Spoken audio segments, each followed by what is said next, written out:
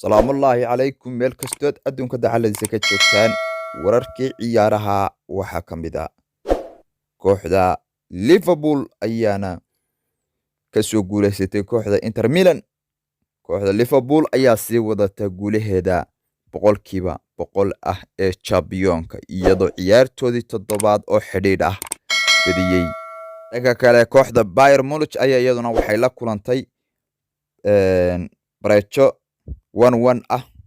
kooxda reer England ee Liverpool ayaana waxay guul weyn ka soo gaadhay kooxda Inter Milan kaasoo wareegii hore 16 ka dhacday garoonka San Siro. hadda waa San Siro iyagoo aynu ogeyn markii hore inay ku soo karbaasheen kooxda AC Milan, hadeerna waxay ku darsadeen maxaa la dhahaa kooxda Inter Milan. hadda San Siro nimankaas waxay ka dhigteen meel iyagu iska leeyihiin. Anfield-kooda labaad ayay ka dhigteen kooxda Liverpool, waana ciyaartoodii labaad oo ay labada AC Milan iyo Inter Milan ay ku soo kala garaaceen.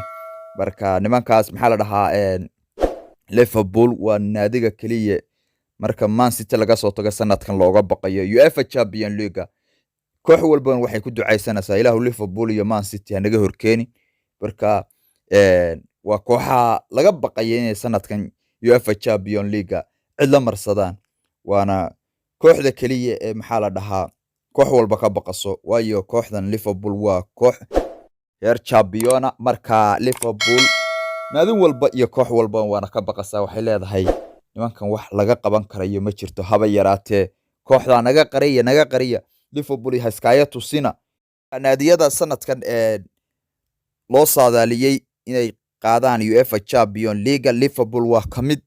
haddii maxaa la dhahaa waad ogtihiin Premier League ay Man City ku dhagan tahay, iyaguna sanadka waxay leeyahay haddaad idinkuna kan bahalkanana kana guulaha iyagu yihiin boqolkiiba boqol. marka nimanka Liverpool sanadka maanta waa naadiga kaliya ee maxaa la dhahaa koobkan qaadi karaya marka laga soo tago Man City. kooxa kale waa iska soo bixi karaan, wuxuu waa champion oo lama saadaalin karo, laakiin Liverpool waa koox weyn, waana koox qaadi karaysa UEFA Champions League. haddaba laba gool ay kala dhaliyeen Roberto Firmino iyo Mohamed Salah. war Firmino goolku madaxa ku dhaliyay muxuu ahaa goolku adkaaya ya war waxa xamoodaysa hatta sidaa intuu qabtay bu madaxa ku xoog weyna odayga maaragtay madaxa diiran caadi maaha wax laga qaban kara ma aha.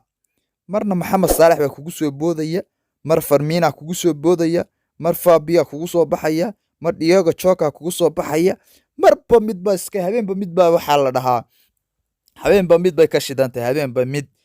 war nimanka weerarkooda weerar wax laga qaban karaya ma aha. baq Liverpool, kooxda Liverpool nafta haddaad uga biqin ya waa ku jiiraysaa, hadda way ku jiiraysaa. marka lafahaaga uga baq, lafihiina u tula, ka carara kooxaha kale oo Liverpool iskaga carara. kooxdaas markaad aragtaan albaabada xidha. haddii beri la oran jiray Liverpool waa qorya dheer Premier League ma qaado koobabkii ugu horeeyay Premier League maxaa la dhahaa alwaaxa beri la qaadi jiray ugu dambeysay waa iska qorya dheer champion karo iskala kuftaa. war nimanka taqaanay ma aha. hadeer waxaan ku waa wax walba waa burbursanaya, cidii ka hor timaadaba Liverpool waa jiidha.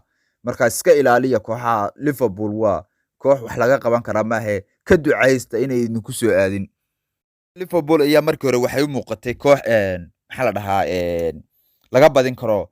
Inter Milan waxay la soo gashay ciyaarta dardar oo marmarka qaar markay kubadaha ay qabsadaan aad bay uga naxsanayeen, iyagoo ay birta xataa ku garaaceen kooxda Inter Milan.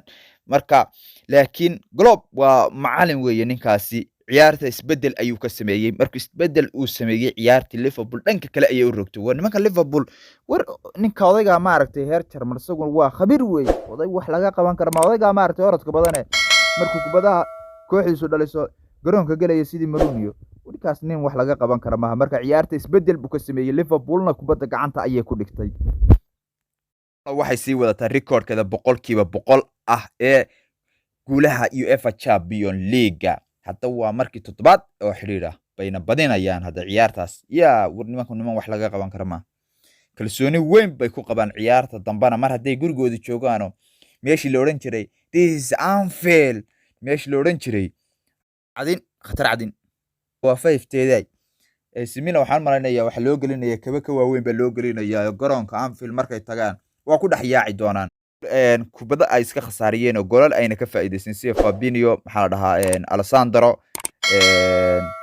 maxaa la dhahaa Arnold kubada u soo tuurayay Mane oo maxaa la dhahaa Diogo Jota iyo Mohamed Salah iyo kubada badan oo ay maxaa la dhahaa ayna ka faa'iideysan baa jiro oo ay golol ku dhalin karayeen laakiin se ay ka faa'iideysan goolashaas inay dhaliyaan ay iska dayaceen heer Liverpool inay golal badan ay dhaliyaan dabayn Roberto Firmino ayaana daqiiqadii 75aad madax xoog badan oo koorna ahayd maxaa la dhahaa u dhaliyay isagoo gool ka dhigay ciyaartaas 1-0 ninkaas waa strike buuxa full strike weeye noqday bedel shaqeeyay kadib markii bedel lagu keenay marka khibradii maxaa la dhahaa glob waa shaqeysayo daqiiqo kadibna maxaa la dhahaa ninka Mohamed Salah ayaa isaguna goolkiisii ku tuurtay ninka Mohamed Salah odaygii faraaciyiinta waa ku tuurtay isaguna goolkiisii ciyaartaasna maxaa la dhahaa 2-0 bay ku soo raacday guusha Liverpool waxayna u ahayd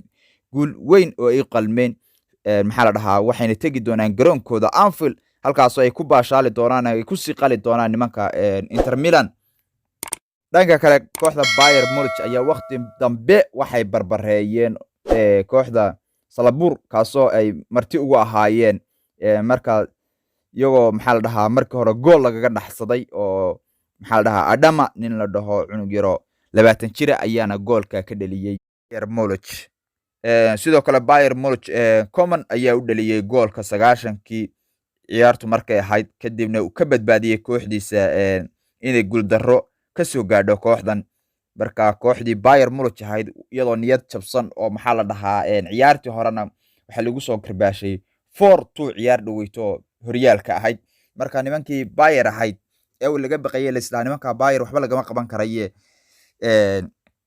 waa la fahmay xarigoodii iyaguna ciyaartaas 1-1 ayay ku soo dhamaatay kooxoodba waxay soo bandhigay kubad fiican marka kooxda Bayern Munich waa sigatay oo bareejadaas ayay ku baxsadeen xilligii dambe oo ciyaarta intaas ayaan kusoo gabagabay doonaa sorry ilaa shalay khadka ma soo gelgelin oo maxaa la dhahaa waa yar mashquulay marka halaga raali noqdo shalay yadeed ciyaarihii ana aad uga soo bahalkiyeen marka salaamullaahi calaykum meel kasta adduunka dacladiisa ka joogtaan saaxiibayaal subscribe-ka iyo like-ta yaan la isla dhaafin dee